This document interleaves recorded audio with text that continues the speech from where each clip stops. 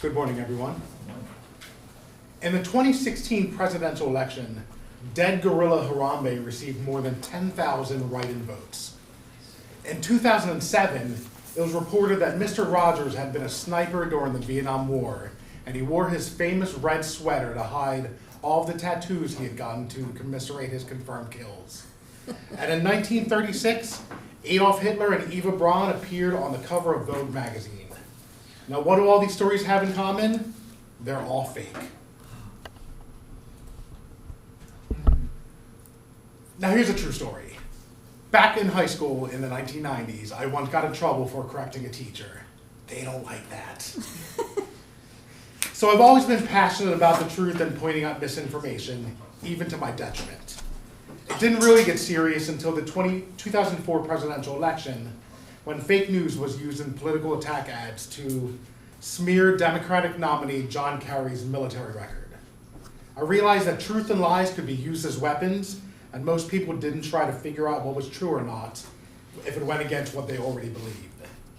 The actual truth is, we're all assaulted by falsehoods every day, whether in advertisements, political ads, biased news sources, lying politicians, or crazy family members who don't believe in science. You're surrounded by so much misinformation that you probably don't even know what's true anymore. Never before has the battle between truth and lies been so important. Today, I'll be discussing the problem of fake news, how this problem came about, and how you can navigate the murky waters of truth to separate the real stories from the fake ones. As long as there have been people trying to spread truth, there have been people doing the opposite. Fake news isn't new, but while we live in a world of instant communication and information is being spread and processed faster than ever, being able to tell what is true and what is false is a major problem. In an article from BBC.com, journalist Richard Gray writes, "Welcome to the world of alternative facts. It is a bewildering maze of claim and counterclaim, where hoaxes spread with frightening speed on social media and spark angry backlashes from people who take what they read at face value.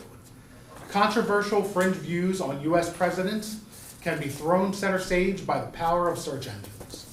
It is an environment where the mainstream media is accused of peddling fake news by the most powerful man in the world. Voters are seemingly misled by the very politicians they elected, and even scientific research, long considered a reliable basis for decisions, is dismissed as having little value. We've recently seen two major events happen where the spread of information was an important part of the story itself: the 2020 election and the COVID-19 pandemic. In an article published in the Journal of Mental Health from June of 2022, Sonia DiGiorgio writes this about the pandemic. "Since early 2020, when the pandemic began to take hold, there have been opinions shared on social media that government responses are too heavy-handed, that COVID is nothing more than a cold, that this is an internal coup by the government forces to seize control of the population, and the number of deaths are dismissed." How many times have you heard one of those statements? The spread of false information concerning the 2020 election was led by Fox News, who not only spread lies about the election results, but spread misinformation about voting machines and voting workers in Georgia. These lies inspired the January 6th attack on our Capitol building. It's one thing for a former president to shout about fake news on Twitter. It's another for a company that claims to be a legitimate news source to recklessly spread lies and defamation of character. I guess there was no surprise that Fox News has been sued several times over their behavior following the election. I think we can all agree that fake news is a problem. So what is the cause? How did we get here? As long as the printing press has been around, so has fake news. But it wasn't until the 1890s that it became a major public issue. At the end of the 19th century, two men controlled the news in this country: William Randolph Hearst, publisher of the New York Journal, and Joseph Pulitzer, publisher of the New York World. Their heated rivalry forced each man to publish sensationalistic stories and rumors in order to sell to most papers. This practice became known as yellow journalism. According to a brief history of fake news published online by the Center for Information Technology and Society at UC Santa Barbara, one of the motivations for 1890s newspapers engaging in yellow journalism is the same as for fake news creators today. Exaggerated news with shocking headlines gets attention and sells papers. promoting the sale of advertising. While yellow journalism didn't last, it did eventually make way for the rise of supermarket tabloids. Papers like the National Enquirer, the Star, the Sun, and the Weekly World News flooded supermarkets around the country with stories about aliens, conspiracies, and celebrities. These papers would print anything and everything, no matter how ridiculous or untrue it was. These papers would eventually turn towards an all-celebrity gossip format and led to such television shows as Hard Copy, Entertainment Tonight, and eventually TMZ. Recently, the rise of artificial intelligence has created a new world of misinformation problems. Through the use of AI, users can now create images and videos that contain any subject they want, and it's all pretty easy to do. In an article from Fortune magazine from April of this year, author Jeremy Kahn writes this about the dangers of AI. While people can already write and distribute misinformation, as we've seen with social media in past elections, it is the ability to do so at unprecedented volume and speed, and that the fact that non-native speakers can now craft fluent prose in most languages with a few keystrokes that makes the new technology such a threat. So you know what a problem fake news can be, and now you know the cause. What can we do about it?